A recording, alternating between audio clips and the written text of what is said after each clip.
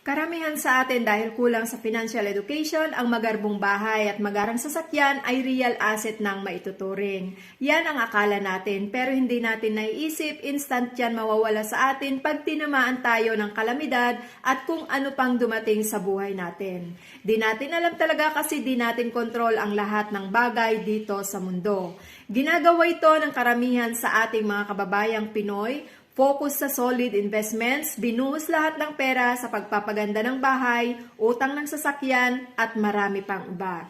Dumating ang kalamidad, was out lahat ang pinaghirapan. Kaya ang tamang gawin ay mag-diversify. Bukod sa real estate, investment in stocks, life insurance, healthcare, and other paper assets. Dahil kung dumating man ang isang tragedy, mabilis kang makakabangon. So build your solid financial foundation